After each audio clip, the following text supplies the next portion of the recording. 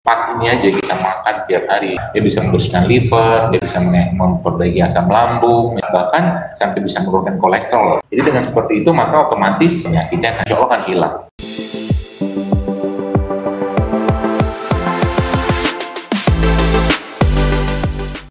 Manusia diciptakan Allah dari tanah dan memang kita membutuhkan nutrisi yang ada dalam tanah, antioksidan, semua yang kita butuhkan, vitamin, mineral, semua ada dari tanah. Artinya apa?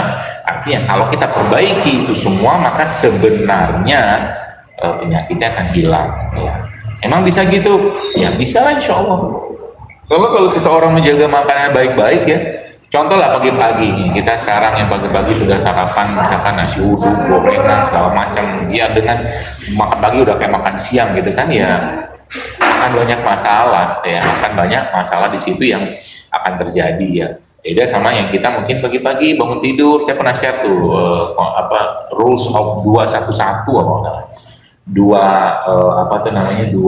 gelas waktu bangun tidur, satu gelas kemudian waktu mau mandi ya, satu gelas waktu mau tidur. Itu efeknya sebenarnya banyak sekali ya, cuman kadang-kadang banyak orang yang pagi-pagi belum apa-apa sudah minum teh manis, kemudian atau minum produk-produk dari dairy product, akhirnya muncul masalah ya. Jadi kita menyadari di step pertama itu sebenarnya kita apa? Kita menyadari bahwa kita pernah melakukan kesalahan-kesalahan itu, kita pernah menyadari bahwa aku telah menzolimi diri saya, atau saya telah menzolimi diri saya dengan berbagai macam makanan sampah atau minuman sampah. Jadi itu step awalnya. Jadi kalau kita pahami nih, jadi kita ngerti nih masalah kehidupan itu muncul gara-gara apa? Contoh lah, mohon maaf mungkin bagi orang-orang teman-teman atau siapapun lah yang kena autoimun, coba tanya kepada orang autoimun kira-kira riwayat makan mereka tuh seperti apa. Saya sangat yakin ya banyak hal-hal yang sebenarnya mereka tidak boleh konsumsi tiap hari, dan akhirnya karena pengen ya akhirnya begitulah terjadi, mulai terjadi penyakit tadi, termasuk ya yang paling sering saya sampaikan, ada dua produk yang boleh saya sampaikan hindari sekali. Ada satu dan satu, nanti diberikan simbol lagi. Jadi ada satu dan satu produk yang harus banget kita hindari kalau kita pengen jauh lebih sehat, atau mungkin bagi teman-teman yang autoimun. Produk yang pertama apa? Produk berbasiskan dairy atau susu sapi. Ya. Produk yang kedua adalah produk berbasiskan gluten. Ya, jadi dua produk inilah yang amat sangat saya sarankan untuk ditinggal bagi orang-orang yang mengalami autoimun dan memang nggak mau kena autoimun. Kenapa? Panjang ceritanya. Jadi intinya itu. Jadi step satu kita menyadari bahwa nih saya telah menzalimi diri saya telah banyak memasukkan makanan yang tidak sehat dalam tubuh saya ya. Lalu dari situ kita masuk ke step 2. Apa itu step 2 atau langkah yang kedua? Langkah yang kedua, kita mulai perbaiki diri kita, teman-teman sekalian. Bukanlah seseorang itu adalah kata Nabi itu kan, bukanlah seorang itu yang hebat atau ya orang yang baik itu adalah orang-orang yang masuk ya segala dosa. Maksudnya tuh Nabi mengatakan kita tuh semua pasti pernah berdosa, dan sebaik-baik orang adalah yang bertobat yang berdosa tadi. Gitu. Apakah makan-makan yang yang tidak sehat itu dosa? Ya enggak sih, cuman kan kategorinya kita pertama mungkin nggak bersyukur atau mungkin menzolimi terus menerus gitu kan. Makanya tadi yang saya sampaikan ada kata-kata setiap hari bahkan setiap saat. Ya, jadi step yang kedua gimana? Yuk kita perbaiki, sehingga nanti hal-hal yang jadi ibarat kata dalam Islam itu mengajarkan sesuatu yang buruk yang pernah dikerjakan oleh seseorang itu akan dihilangkan dengan kebaikan-kebaikan yang dilakukan. Jadi dihilangkan dengan kebaikan-kebaikan yang dia lakukan. Jadi semakin banyak kebaikan dilakukan, rasa syukur, ya, bahagia, kemudian berbuat amal kebajikan, ya, maka itu akan menghapuskan ya hal-hal yang dilakukan sebelumnya. Ya, terutama yang mungkin di sini kita menyadari bahwa saya zolim sama tubuh saya selama ini. Itulah kurang lebih.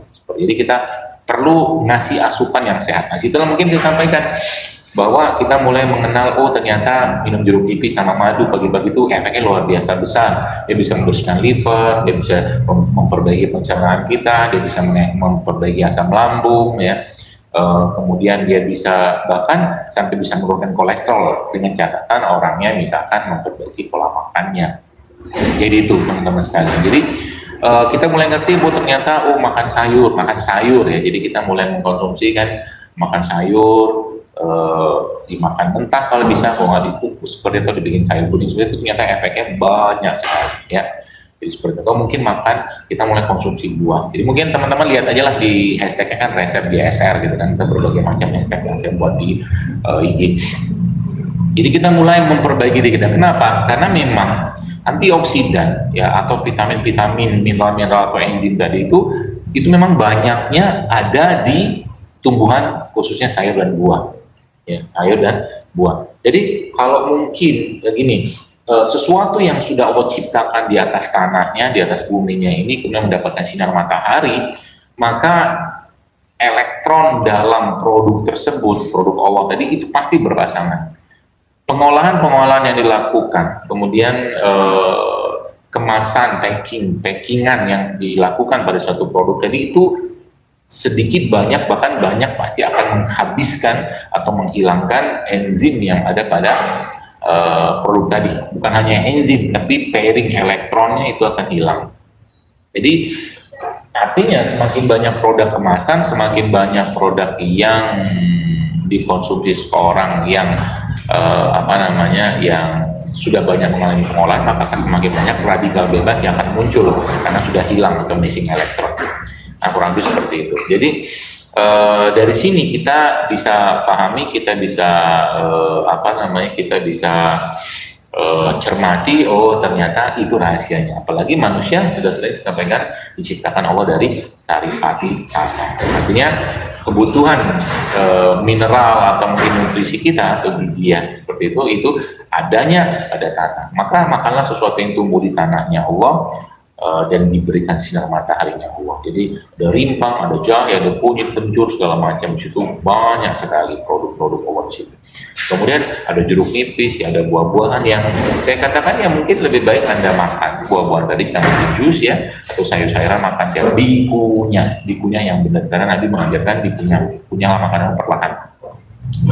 Nah, ini langkah kedua. Jadi langkah kedua itu seperti apa? Setelah kita menyadari bahwa kita sekian lama menzolimi lah ya, memberikan asupan yang tidak sehat kepada tubuh kita. Nah, sekarang kita perbaiki itu semua dengan konsep makanan sehat yang sudah Allah berikan, yang saya beri hashtag itu produk Allah. Emang ada yang nggak produk Allah? Ya ada sih. ada. Contohnya apa? MSG kan bukan produknya Allah. Itu yang MSG sintetik itu buatan manusia, ciptaan ya, buatan manusia. Produknya Allah untuk MSG yang alami apa? Ya bawang putih, bawang merah, black pepper, itu kan penyedap alami. Itu maksud saya. Jadi sesuatu yang dibuat manusia dan bahkan diproduksi secara sintetik, nah itu yang saya tidak sebut produk Allah. Jadi misalkan jeruk produk Allah ya, jeruk produk Allah. Tapi ketika sudah kita bicara pada jeruk yang sudah dikemas ya, kemudian dikasih pengawetnya, dikasih ini segitu segala macam dalam bentuk jus jeruk, ya sudah bukan produk Allah lagi secara substansi. Itu yang saya pahami seperti itu ya, karena memang nggak sehat minum jus jeruk tiap hari, tiap saat minum jus, apalagi minum-minuman seperti soda seperti itu ya. Makanya dari sini kita ternyata kita diciptakan Allah dari tanah, maka kita ambillah sumber-sumber dari tanah itu yang bisa kita gunakan untuk kesehatan kita. Jadi dengan memperbaiki pola atau mungkin isi piring kita, maka kita akan jauh lebih sehat. Bagi teman-teman yang kemarin mungkin ngikutin 7 Day Challenge GSR itu ya, dan mungkin Anda dapat banyak manfaat, atau mungkin sebagian juga mungkin badannya justru malah jadi berantakan ya. Saya tidak tahu dan masalahnya apa. Kenapa saya katakan? Karena Anda yang paling paham tubuh Anda. Anda yang paling paham tubuh Anda. Bisa jadi ketika Anda mulai memperbanyak, padahal kan cuma seminggu doang sebenarnya, Anda mulai memperbanyak sayur dan buah tadi, badan Anda malah makin lemas. Oh ternyata saya butuh diasup sedikit protein gitu kan, misalkan. Jadi kita yang ngobrol, kita yang nyari aspirasi dari tubuh kita, masalahnya apa nih? Kita kan bukan masalah tubuh saya butuhnya apa. Ya, tubuh saya butuhnya apa, sehingga nanti teman-teman dari situ kita ngerti bahwa oh ternyata tubuh saya itu butuhnya ini segala macam. Tapi catatannya apa? Catatannya sayur dan buahnya menjadi makanan harian ya, menjadi makanan harian kita tiap hari ya. terutama di 7 Day Challenge yang pertama ya JSR itu kan hampir memang tidak ada protein hewan. Kenapa tidak? Kita sudah banyak sekali konsumsi protein. Jadi 7 hari itu kita betul-betul nyuplai antioksidan, bahasa saya gitulah. Ya, jadi dan tidak ada masalah sebenarnya. Apalagi kita paham bahwa dengan protein nabati pun kita akan bukan jauh lebih sehat, kita bisa sehat juga sebenarnya. Bahkan kalau Anda lihat gajah nggak makan daging, tapi badannya gede, gitu kan. Dinosaurus makannya apa? Rumput juga, gede juga. Panda kuat, ya, bukan panda sih, King Kong. King Kong tuh makannya apa? King Kong tuh makannya rumput loh, nggak ada King Kong makan daging, ya. Jadi dan mereka punya badan yang kuat, powerful gitu kan, karena emang nggak makan daging ya. Boleh nggak makan daging? Ya boleh aja, nggak ada pelarangan. Karena saya juga bukan veggie, saya bukan vegetarian, dan Nabi pun tidak mengajarkan untuk vegetarian. Jadi di sini kita mulai paham, kita mulai menyadari bahwa ternyata tubuh saya itu butuhnya ini segala macam. Ya. Jadi dengan seperti itu akhirnya apa yang terjadi? Yang terjadi adalah kita ngerti nih kapan saat terbaiknya makan. Kapan saya makan ini, saya akan makan itu. Jadi sebenarnya kita tuh jadi di step yang kedua nih teman-teman sekalian ya, mungkin sebagian saya share itu di saya Day itu, sebenarnya kita mulai melihat, menyadari atau mungkin memikirkan sebenarnya tubuh saya ini butuhnya apa sih gitu kan. Jadi kalau saya pribadi ngerti tubuh saya kan, saya yang dititipkannya kan ini kan casing, ini kan badan, ini kan casing, isi dalamnya kan ruh ya. Jadi kita pahami, kita yakini, oh ternyata selama ini saya butuhnya ini segala macam. Itu di langkah kedua ya, di step yang kedua. Step yang kedua itu apa? Kita mulai berperilaku hidup sehat. Kita mulai berperilaku hidup sehat dengan cara tadi saya katakan konsumsi produk-produknya Allah. Jadi dengan seperti itu maka otomatis tadi tubuh kita akan jauh lebih fit ya, lebih segar ya, dan missing elektron yang ada pada ada pada tubuh kita tadi itu dia mulai hilang, bukan hilang, disuplai lagi dengan elektron supplier. Siapa elektron supplier atau kita sebut dengan scavenger itu ya antioksidan antioksidan itu yang dia masih banyak elektron berpasangan, jadi dia nyuplai, dia menjadi elektron berpasangan dan dia pun memberikan sumbangan elektron. Jadi maka dalam kehidupan jadilah orang yang berperan sebagai radikal scavenger, ya, dia menyuplai elektron ya, atau menstabilkan elektron yang tidak stabil seperti itu. Itu di langkah kedua. Jadi langkah keduanya adalah kita mulai berperilaku hidup sehat, tetap makan ya seperti biasa, cuman polanya diubah. Jadi ada satu quotes yang menarik. You don't have to Anda tidak perlu mengurangi makan Anda, but you just have to eat right. Kata mereka itu, kata orang-orang barat, bahasa saya itu kan bahasa mereka, Anda nggak perlu mengurangi makan, tapi yang Anda perlu makan yang benar gitu kan, makan yang benar. Jadi makan yang benar maka tubuhnya akan benar dan gen-gen kita pun akan benar. Bagi Anda yang kemarin sempat lihat tulisan saya tentang ada gambar gen yang warna biru itu ya memang gen seperti itu juga memang suatu yang faktual, dalam artian bahwa apa yang dimakan kita akan membentuk gennya kita. Yang ilmu itu dikenal dengan ilmu epigenetik atau nutri epigenomik seperti itu. Jadi apa yang kita makan akan membuat tubuh kita berkualitas atau tidak. Ya, Anda adalah apa yang kita makan. Jadi sel tubuh kita adalah apa yang kita makan. Bahkan yang luar biasa lagi, bukan you are what you eat, you are what your gut eat. Jadi gut itu maksudnya ususnya. Jadi kita adalah apa yang usus kita makan, karena sebagian besar masalah muncul di pencernaan. Ya, kemarin saya ada share itu bahwa 5 langkah untuk memperbaiki usus, ada kolagen, ada magnesium, ada apa lagi itu ya, ada intermittent fasting ya, ada 5 ya. Ada 5 itu yang teman-teman bisa praktekkan itu ya, bisa praktekkan. Sumber-sumbernya pun banyak di bumi Allah, ini berlimpah ruah sumber-sumber itu, tapi kita konsumsi secara alami. Jadi buah itu paling bagus kan dikonsumsi kapan ya? Kalau bisa petik dari pohon ya makan buah dari pohon. Kalau bisa, kalau nggak bisa ya sudah beli aja ya. Tapi yang terbaik adalah yang kita bisa konsumsi langsung dari tempat, itu yang terbaik. Tapi tidak kemasan. Jadi kalau boleh saya katakan say no to processed food. Processed food yang di suatu makanan yang diolah, dikemas, ditambahkan berbagai macam aditif, ditambahkan berbagai macam penyedap, ya pengawet, pewarna segala macam. Bahkan beberapa satu negara ya yang saya sebut itu bahkan pestisida aja masuk dalam makanan. Coba Anda bukan pestisida, Ya, pestisida. Pestisida itu ada dalam makanan. Ya. Pestisida itu yang dipakai untuk bunuh kuman itu. Ini ada pada makanan kemasan, coba Anda bisa bayangkan. Oleh Allah. Nah itu, jadi itu step pertamanya tadi saya sampaikan. Step kedua kita mulai bergerak dulu. Nah step ketiga apa? Step ketiga sebenarnya adalah step yang paling penting. Step dimana kita subhanallah, kalau kita memahami step ini maka sebenarnya ya kalau mungkin Allah katakan dalam Al-Quran, Auzubillahi minasyaitonirrajim, wa mal hayatud dunya illa mata'ul ghurur, wa mal hayatud dunya illa mata'ul ghurur. Sebenarnya dunia itu cuma main-main saja, gurau-gurau saja. Ya. Jadi ada sesuatu yang menarik sih, ya bahkan dibandingkan dengan satu bagian sayap nyamuk nggak ada nilainya di dunia. Nah di sini kita pelajari teman-teman ternyata bagaimana Nabi mengajarkan itu semua. Jadi kalau kita pelajari bagaimana konsep Nabi, ya Nabi dan para orang-orang soleh zaman lalu kita sebut dengan salafus soleh itu mereka orang-orang yang subhanallah kedekatan mereka dengan Allah luar biasa ya. Bahkan kalau bicara sodako, ya ganjaran Allah yang Allah berikan atau reward yang Allah berikan kepada mereka dengan sodako itu luar biasa banyak. Saya mikirnya kok kita kadang-kadang bukan kok sih, kadang-kadang gitu banyak orang udah sodakonya banyak, tapi Allah belum kasih balasan yang sesuai. Allah pasti benar, malah Allah nggak mengingkari janji. Cuman mikirnya itu kok kenapa ya? Ya mungkin bisa jadi sodakonya belum sampai pada kategori untuk dibalas saat ini di dunia gitu kan. Tapi mungkin baru kategori untuk membebaskan orang itu dari keburukan maksiat yang dilakukan. Mungkin itu asumsi saya aja. Tapi mungkin bisa jadi benar ya. Karena orang-orang yang soleh, orang yang sedikit dosanya, ketika mereka bahkan nggak ada dosanya itu, ketika mereka sodako buat baik itu balasan Allah tuh luar biasa besar. Ya. Jadi kita gimana? Ya kita lebih banyak dekat lagi pada Allah. Jadi step ketiganya apa? Kita menyadari bahwa kita dalam suatu proses pertemuan dengan Allah. Sehingga yang perlu kita pikirkan adalah bagaimana menjaga kolbu, menjaga iman, menjaga hati, yang menjaga amal ibadah.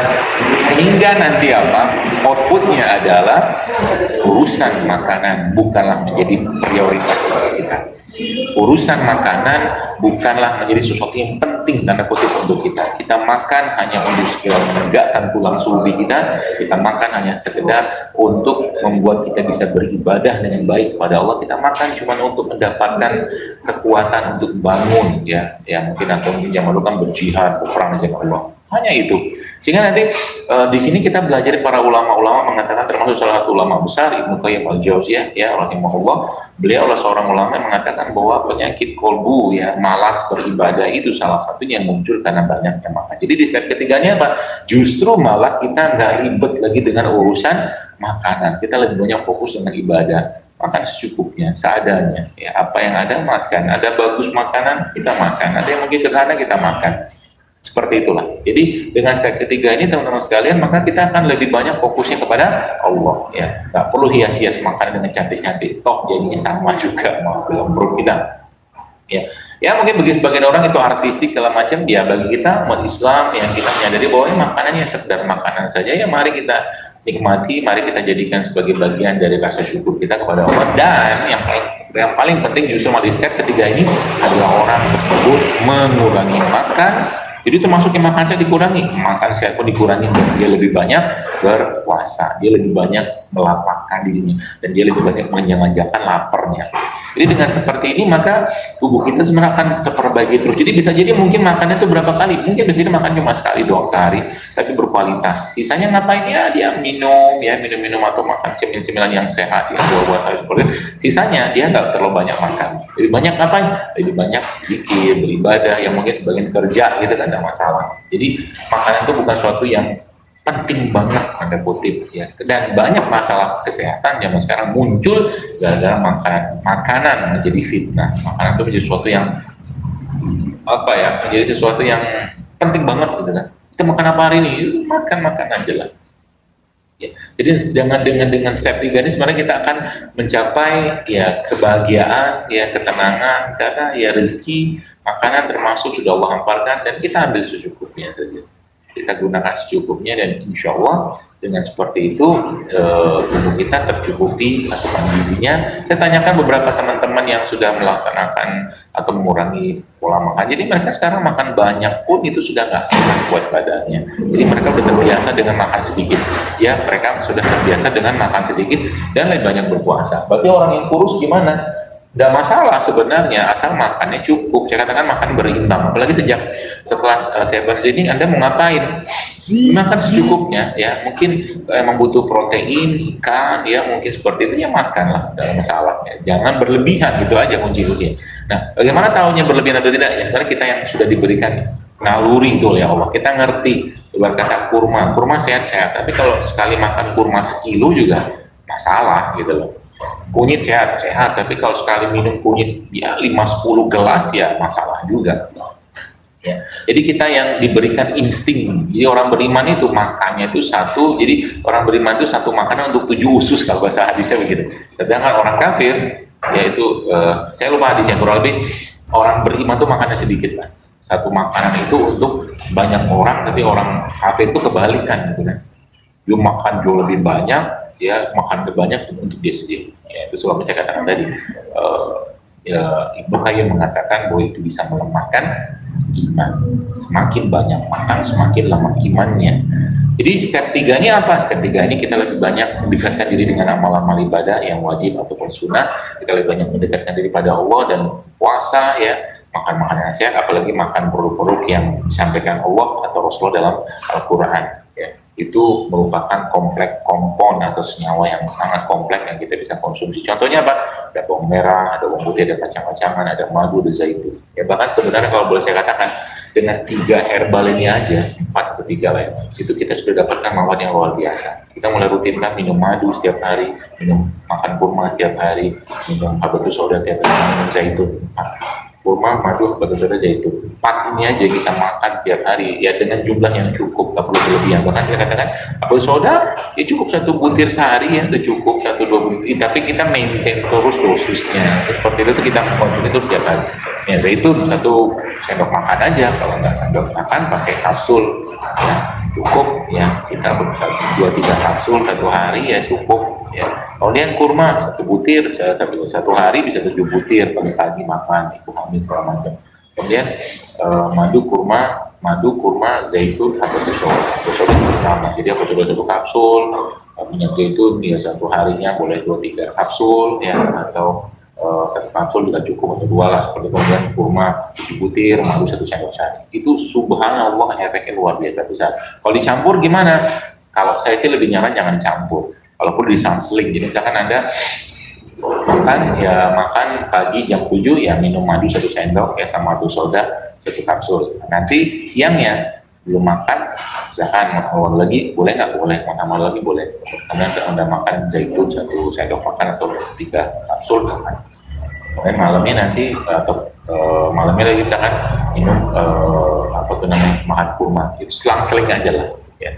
Tapi paling bagusnya lah dikonsumsi itu sebelum makan.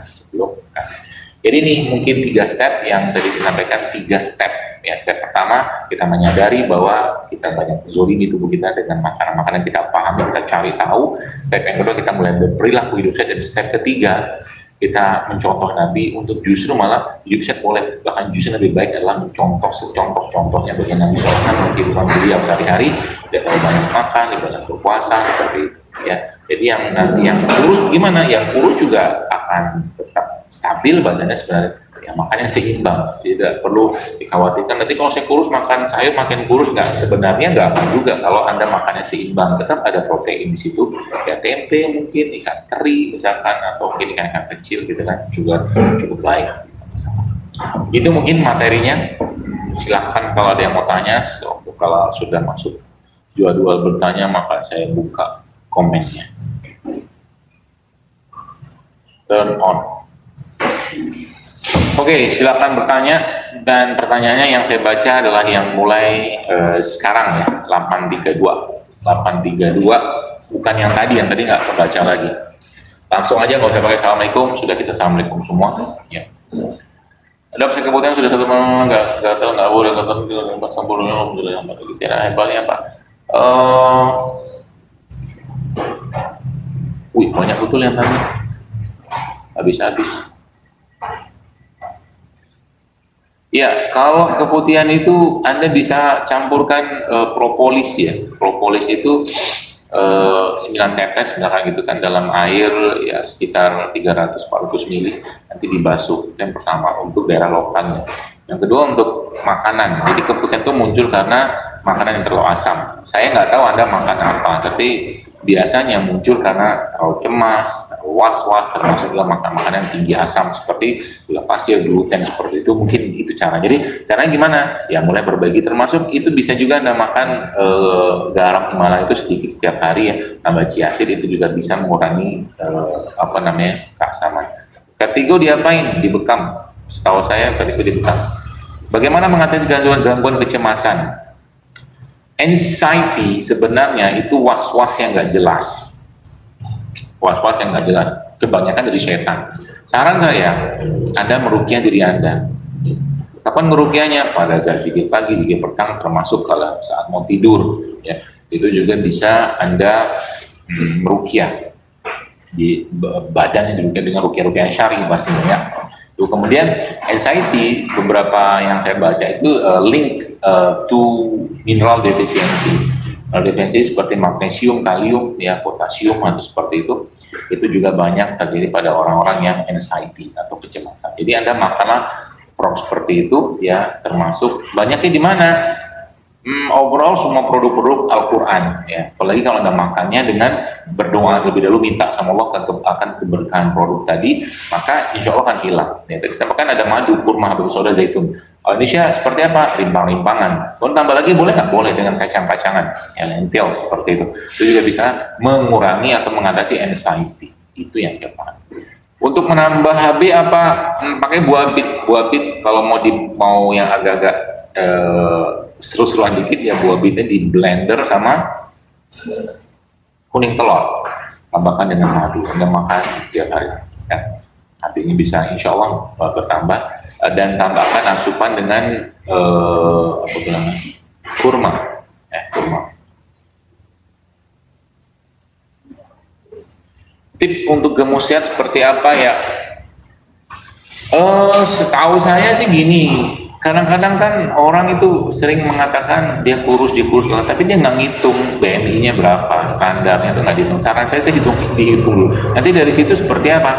Ya kalau cara paling sederhananya itu banyakin protein, baik protein hewan atau mungkin protein tumbuhan. Itu lebih banyak daripada karbonya. Tapi ada catatan lagi, catatan laginya adalah Anda harus exercise supaya kalori tadi atau mungkin protein tadi itu bisa membentuk massa otot gitu kan. Jadi nanti kalau massa otot sudah terbentuk, itu tubuh kita akan lebih powerful gitu kan. Jadi kurus tapi tidak lemah ya. Kurus pun bukan kurus dalam konteks dia underweight, ya, tidak. Jadi protein nabati, protein hewan boleh nggak? Boleh ya, ikan-ikanan misalkan atau daging-dagingan ya, dengan catatan Anda tambahkan dengan sayur, tapi ada exercise. Exercise seperti apa?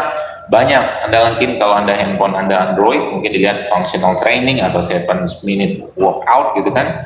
Ada squat, ada push up. Masalahnya dikasih tahu seperti itu pun kadang-kadang banyak orang nggak mau ngerjain, ya, nggak mau ngerjain. Jadi kalau kita sudah memahami ini, maka komitmenlah dengan itu, gitu kan. Jadi seperti itu. Jadi asupan protein ditambahkan, dan hitung berat badannya, air ditambahkan, ya, kemudian nanti exercise, ya. Kalau mungkin lebih cepat lagi ya weight training, latihan beban. Dan itu tidak akan membutuhkan kita jadi kekar-kekar banget lah, ya, apalagi dan perempuan, tidak ada masalah. Gitu. PCO ini sudah pernah saya share resepnya itu. Kalau Anda mau lihat, itu namanya resep Moneta JSR. Jadi intinya gini Bu, PCO itu muncul jadi gini. Kalau Anda teman-teman di sini, aduh, gemes gue.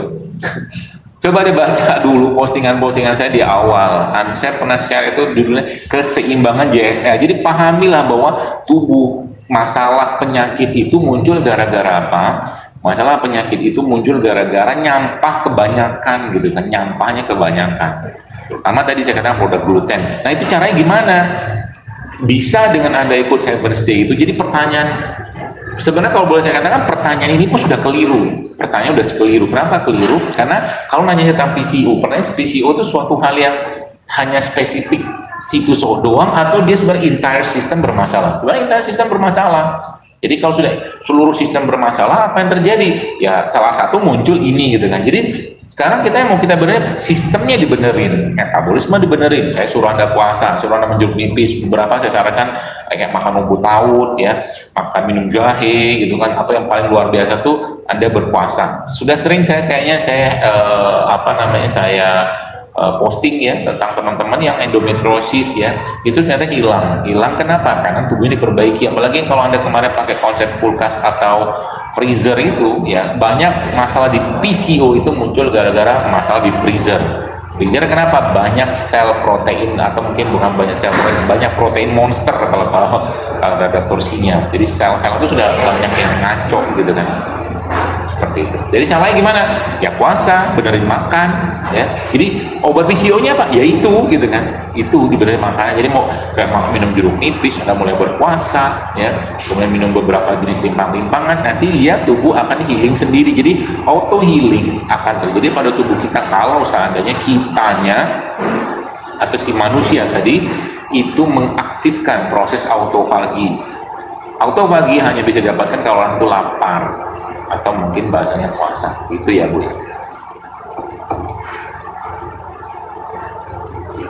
Sakit hepatitis obat herbalnya apa? Temulawak sama kunyit. Menurut dokter tentang gizi seimbang, ya bagus-bagus saya senang gizi seimbang. Mau tanya dok ya silakan tanya. Gak usah ngomong lagi, kalau mau tanya aja. Sering sakit darah pinggul, itu obatnya apa? Nggak tahu saya. Karena daerah pinggul bisa jadi otot, bisa jadi ginjal, Allah alam. Sebaiknya diperiksakan. Anak saya sakit pneumonia, apa herbalnya? Coba lihat di hashtag saya, judulnya herbal BBC. BBC amonia kurang lebih sama lah ya. Kemudian herbal itu kerjanya tuh unik gitu kan. Jadi bisa teman-teman lihat itu kalau salah resep TBC JSR. Nanti Ibu bisa lihat di situ. Resep promil, silakan baca promil JSR dari 1 sampai 4. Dok, anak saya 2 tahun, sering batuk pilek sebulan bisa 2 kali, obatnya apa? Ada saya berikan satu rumus di IG saya, nggak saya pakai madu. Jadi madu itu Anda masukkan 2 sendok makan bipolen, 40 tetes madu yang ada di JSR Store ya. 2 sendok makan bipolen, kemudian 40 tetes propolis, kemudian Anda aduk-aduk, itu di mix lah ya. Itu Anda bisa minum, anak-anak juga minum, itu antibiotik, suplemen semua di sini. Oke. Juniper ganti air lemon boleh aja, tapi lemonnya yang ada biji ya. Kalau ada keluarga sakitnya pengobatannya apa? Baca di resep wanita JSR, resepnya. Sebaiknya konsumsi makanan sehat apa ya dok? Waduh, Pak Yoyo. Banyak ya, banyak. Coba baca deh di IG saya. Kalau mau dijelaskan satu persatu ya susah. Intinya adalah kita mulai membiasakan mengkonsumsi lebih banyak sayuran, lebih banyak buah-buahan ya, dan minum produknya Allah, atau makan produknya terutama dari produknya lebah. Dosis untuk mengobati fibrokista mame bilateral. Pertama saran saya puasa dan membiasakan lapar. Kemudian Ibu coba lihat di hashtag saya, judulnya resep wanita JSR. Salah satunya ada saya situ sebutkan tentang likoris atau kayu manis Cina. Itu dia bisa balancing hormon. Kemudian ada rumput laut, ya rumput laut juga bisa. Ya. Kemudian satu lagi itu kolagennya dari apa tuh namanya, kolang-kaling. Ya, seperti itu. Ditambahkan dengan balancing hormonnya. Jadi fibrokista, terutama berhubungan dengan reproduksi, munculnya gara-gara imbalance hormon, setahu saya. Sehingga nanti apa? Dengan berpuasa, dengan ada makan, termasuk salah satu lagi alpukat. Alpukat itu ada makan. Setiap hari makan alpukat. Dan biasakan diri Anda dengan makanan sehat dan jangan nyampah lagi. Kemudian bukan Anda sih ya. Jangan nyampah lagi. Ya, termasuk boleh nggak minum jeruk nipis, madu pagi-pagi? Boleh, kasih garam sedikit nggak masalah. Royal jelly untuk promil, saran saya cuma setengah sendok teh sehari, itu pun dibagi 3, jelas ya. Jadi kalau untuk promil atau tidak promil juga sebenarnya sama aja. Jadi setengah sendok teh, jadi sendok teh itu setengahnya, karena itu dibagi 3. Jadi setiap minumnya hanya dibagi 3. Dibagi 3 maksudnya dari setengah sendok teh itu sepertiga, sepertiga, sepertiga. Nah itu nanti bisa dicampurkan dengan air atau dicampurkan dengan madu. Saran saya campur madu lebih enak. Ya. Jadi apa tuh namanya? Jangan banyak-banyak karena dia protein. Dan kata kuncinya adalah karena dia protein maka harus lebih banyak minum. Jadi ibu hamil atau promil yang pengen hamil lagi, ya Anda juga harus lebih banyak lagi mengkonsumsi air putih ya. Air putih apa? Kalau saya sarankan air alkali ya. Air yang pH-nya netral minimal dan 7 ke atas ya, 8 9. Sekarang kan banyak yang jual tuh ya. Atau teman-teman yang bisa dapatkan kayak Kangen Water, saya juga pakai kok, nggak masalah, silakan. Atau kalau memang nggak punya itu, Anda bisa pakai apa tuh namanya, air dalam buah. Air dalam buah itu juga bisa meningkatkan kealkaliannya. Kemudian penyumbatan tuberkulosis gimana? Dibekam ya, setahu saya sih ya, bisa dibantu dengan dibekam dan dengan olahraga-olahraga gerakan-gerakan yang menguatkan otot panggul dan pinggang. Banyak sih gerakannya. Itu harapannya sih mudah-mudahan bisa terbuka gitu kan. Karena ketika jadi olahraga itu gini Pak Bu dan teman-teman sekalian. Jadi olahraga itu membuat lentur hal-hal yang kaku selama ini. Jadi olahraga akan membuat lentur hal-hal yang kaku selama ini. Dan termasuk salah satunya kalau ada penyembuhannya, harapannya itu dia bisa terbuka. Termasuk juga daerah yang penyumbatan tuberkulosis seperti itu. Saran saya di rukyah, jadi ditempelkan tangan di situ ya, lalu bacakan rukyah syariah dan doa-doa Anda khusus. Ya Allah, tuberkulosis ini milikmu, Engkau yang ciptakan, dan sekarang dalam kondisi tersumbat, apapun itu jadi bahasanya kita, lalu minta sama Allah lancarkan lagi, buka lagi sumbatannya seperti itu. Dok, amankah puasa Daud untuk GERD? Setahu saya sih aman-aman saja, tidak masalah. Apalagi yang orang GERD itu bisa puasa Ramadan. Ya kalau udah bisa puasa Ramadan, itu udah indikator banget lah. Dia bisa bisa sembuh. Jadi sudah ya, sumbat apa bisa diobati dengan alami? Bisa exercise. Mulai perbaiki exercise Anda, gerakan-gerakan panggul yang bisa melenturkan kembali organ-organ dan menguatkan kembali organ-organ di sekitar pinggang, panggung, abdomen ya. Itu seperti nanti mungkin tanya ke guru saya itu yang di coach fitness itu lah, yang saya pernah share itu. Kemudian tadi rukyah ya, di rukyah tuberkulosinya, dan dibekam juga bisa, dibekam dari sekitaran pinggang panggul yang kena tadi itu bisa ada. Bagaimana pendapat saya tentang DEBM? Hah? Oh, ya. Ada teman. Bagaimana pola makan DEBM? Saya nggak ngerti DEBM itu apa. Kamu radang berusaha Pak, di hashtag saya, di kalau nggak salah postingan saya ada tuh. Ada kalau nggak salah judulnya itu kunyit JSR hashtagnya. Tapi di situ yang ada bubuk kunyit, lalu ditambahkan dengan black pepper. Nah itu Anda makanlah tiap hari 1-2 sendok bubuk kunyit tadi ya, campurkan dengan madu. Itu biangnya ya, satu hari itu bisa 1-2 sendok. Dan minum air hangat sebelum sudahnya. Terus saya setiap hari kembung, bagusnya konsumsi apa? Jahe. Tuban non paten segala macam itu, saya kira mungkin solusi saya itu sih ya, itu yang mungkin ibu-ibu bisa kerjakan. Ya, tadi di rukyah ya, daerah yang mengalami tuba tadi di rukyah, ditempelkan tangan di situ, dibacakan rukyah syariah, kemudian lakukan gerakan-gerakan senam kehamilan sih, senam yang memperkuat gerakan yang memperkuat panggul dan pinggang, kemudian dibekam, lalu bisa diberikan herbal-herbal sifatnya tinggi serat ya, tinggi serat seperti apa ya, brokoli, kemudian apa namanya, rumput laut gitu Pak. Saya sedang program hamil, baca hashtag saya promil JSR 1-4, silahkan baca. Resep untuk menambah dinding rahim apa? Perbaiki pola makan, khususnya Anda jangan lagi makan yang minyak-minyakan, tepung-tepungan, gula-gulaan. Anda mulai memperbanyak sayur, mau jatuh dia. Banyak sayur ya, yang di suasana ini. Memperbanyak sayur dan buah. Saya senang banget rumput laut, malah bisa makan rumput laut itu, singmos itu efeknya bagus banget buat pikiran. Tapi kalau nggak ketemu, nanas juga boleh. Kasih madu, kasih.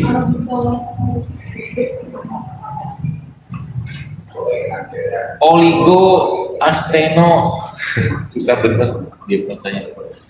Oligo asteno zoospermia, apa ya dok? Apa ya oligo ya? Sedikit, kayak masih sedikit. Minum royal jelly pak. Minum royal jelly, termasuk juga ada rukiah ya, rukiah sendiri mungkin sebaiknya sih rukiah sendiri. Kemudian salah tadi saya harus di sini karena ada YouTube juga. Itu ya, kemudian dibekam dari sekitaran panggul pinggangnya, kemudian produk lebah, tingkatkan produk lebah dan saya ada pernah saya omega 3 ya, kemudian royal jelly, bicolan, propolis gitu, itu semua mengandung produk hormon yang sangat baik. Dan olahraga dan stop sampah.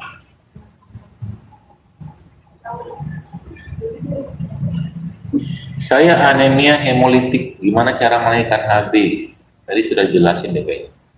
Kalau naikin HB doang, setahu saya bisa pakai tadi kurma, ya, bayam, tambahkan dengan jeruk, Anda makan itu, tambahkan juga dengan buah di blender sama madu sama kuning telur. Obat batuk sudah pernah saya share, judulnya resep batuk DSR, silahkan dilihat di sana. Saudara saya kakinya kelihatan jelas karena berlama konektiman. Saran saya kalau kayak begini, datangin herbalis deh. Saya nggak tahu masalah kesulitan kakinya itu jalan karena apa, patahkah, retakkah, atau mungkin pengapuran kah? Ya mungkin sebaiknya diperiksakan dulu. Asam lambung resepnya apa? Ketik enzim JSR, situ banyak. Masuki usia tahun malah suka alergi. Kalau alergi makan habatus soda sama madu. Ya. Habatus soda madu itu obat anti alergi sangat baik. Gimana cara konsumsi roja untuk udah saya jelaskan tadi ya? Setengah sendok teh. Setengah sendok teh dibagi 3. Setengah sendok teh dibagi 3. Jadi sepertiga, setengah aja. Jadi dikit sekali pakainya sih. Jadi setengah itu sepertiga dari setengah yang tadi itu setiap dosisnya Anda tambahkan 1-2 sendok makan madu, boleh campurkan dengan air. Kalau jerawat gimana apanya? Kalau gimananya adalah mungkin bertanya, ya benerin perut aja lah, jerawat itu perut yang nggak beres, perut yang nggak beres. Diabetes sebaiknya makan apa? Sudah pernah saya share deh kayaknya. Itu loh, madu sama kayu manis. Madu sama kayu manis itu diminum ya, orang DM insya Allah kan baik, karena kayu manis itu salah satu produknya Allah yang sangat baik untuk orang DM. Suami saya sudah pernah hadir, sekarang sudah berhenti, tapi sekarang sering bengkak dan apa? Kalau udah kayak begini kasusnya saya nggak bisa banyak komen, sebaiknya datangin atau mungkin berobat ke herbalis tempat supaya diperiksa, karena ya namanya penyakit kronik ya nggak bisa sederhana itu juga. Yang saya akan kasih itu peradangan usus buntu, ketik kunyit JSR. Salah satunya bisa Anda pakai yang ada gambar tadi ya, ada kunyit bubuk ditambahkan dengan black pepper, tambahkan dengan atau ada itu tambahkan dengan itu, tambahkan dengan madu. Bekam untuk orang usia 85 tahun nggak apa-apa ya, kalau kulitnya masih cukup baik bisa dibekam, bekam aja pertama. Kalau seandainya vitalitas orangnya cukup, dia kuat, ya masih tidak lemes, ya silakan aja. Tapi pun jangan banyak-banyak itunya titik bekamnya. Kita lagi ya, 9 menit lagi. Saya sudah menjalani clean eating, polycylus, no gluten, sea salt, masih sering cari yang penyebabnya apa? Kalau sariawan ya mungkin Anda masih butuh vitamin C.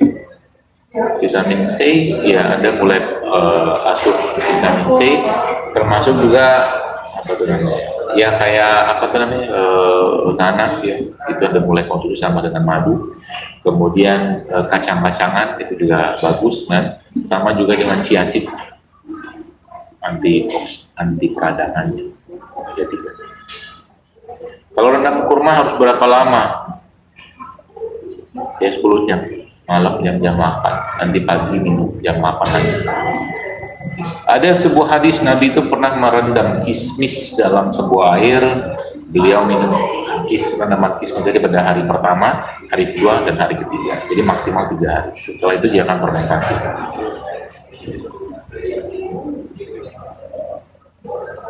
Dokter saya bilang gigi saya selalu terus. Bagaimana solusinya? Puasa, baca Promil JSR. Banyak masalah reproduksi muncul gara-gara sampah di freezer. Sampah di freezer, mau tidak mau Anda harus bukan benerin sih, Anda harus mulai mengurangi kalori yang masuk dan Anda mengaktifkan proses auto healing atau auto tinggi dengan dengan puasa, menyengajakan lapar, dan saat tidak berpuasa Anda mulai konsumsilah yang produk-produk sehat tadi. Produk lebah menurut saya. Adakah tips menaikkan BB anak umur 3 tahun? Sebenarnya sih kebanyakan muncul itu karena penyerapan nggak bagus. Jadi saran saya kalau anak-anak 3 tahun coba rutinkan dipijet itu bisa membantu ya penyerapannya, tapi ya bagi orang yang jelas ya yang bisa tahu ilmunya. Itu yang pertama. Lalu yang kedua, coba kasih dia sedikit garam ketika mau makan, karena garam itu enzim ya. Memang bukan hadis, tapi meletakkan tangan di jari kalau kita sebelum makan itu juga bisa meningkatkan selera enzim kita. Ya, dan kasih makan yang sehat-sehat ya. Ya seperti apa ya, daging-dagingan, protein seperti itu.